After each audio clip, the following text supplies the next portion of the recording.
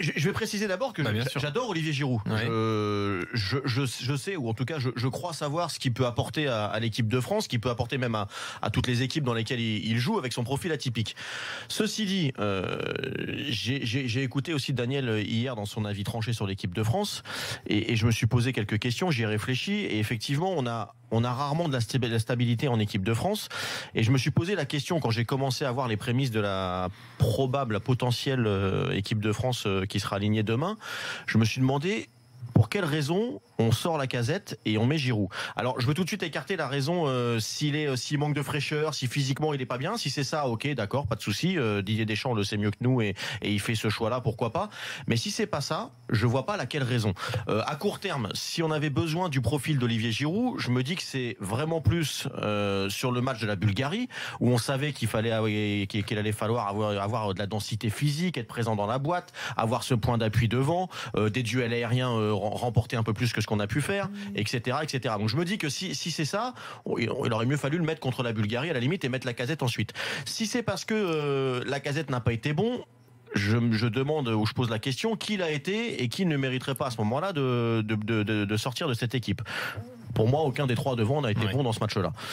Si c'est parce que Didier Deschamps veut se servir de l'efficacité d'Olivier Giroud, parce qu'il est efficace en équipe de France, c'est encore le meilleur buteur sur la phase qualificative, 6 buts.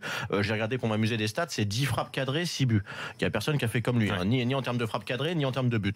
Une fois de plus, je me pose la question, pourquoi pas le mettre alors contre la Bulgarie, où on savait que ça allait être beaucoup plus difficile vu le contexte, que contre les Biélorusses au Stade de France, où on a quand même envie d'espérer qu'on peut se rendre ce match-là un peu plus facile naturellement. Donc sur moyen terme, je vois pas la bonne raison. Sur le moyen long terme ou même que le moyen terme, si c'est parce qu'on veut privilégier un 4-2-3-1, une fois de plus, je me dis que Lacazette aurait eu le droit d'avoir sa chance de jouer dans ce 4-2-3-1 avec quelqu'un en dessous de lui pour combiner, pas dans ce 4-3-3 où effectivement il a été très souvent dans la nasse des défensifs tout seul. Bon, voilà, une fois de plus, je pense pas que ce soit une bonne raison.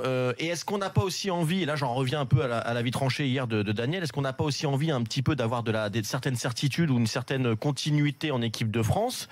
Et pourquoi on ne voit pas donc Lacazette demain titulaire dans un autre système qui pour moi pourrait lui être préférable et qu'on repart sur un Olivier Giroud. C'est même pas Olivier Giroud le problème, c'est on rechange encore une fois. Et je me pose la question, voilà. Moi j'aimerais bien effectivement qu'on puisse au fur et à mesure avoir une équipe qui se dessine un petit peu, comme quoi je réfléchis Daniel, tu vois, hier tu m'as peut-être fait prendre conscience de certaines choses, avec certains titulaires, par exemple un Lacazette titulaire et un Olivier Giroud son remplaçant, comme c'est à Arsenal et comme ça semble se dessiner à Arsenal, surtout qu'Olivier Giroud se satisfait de ce rôle-là à Arsenal. En tout cas, il le fait bien. Je ne sais pas si ça le satisfait lui, mais en tout cas, il le fait bien. Il est efficace quand il rentre. L'année dernière, il a marqué quasiment autant de buts en 11 matchs titulaires et une quinzaine d'apparitions en tant que remplaçant que l'année d'avant où il en marque 16 en jouant quasiment 30 matchs titulaires.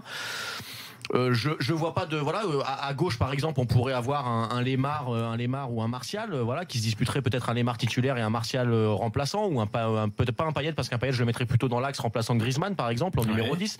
À droite on pourrait avoir un Mbappé avec son remplaçant Coman. Certaines certitudes comme ça, voilà une ligne directrice avec des joueurs clés.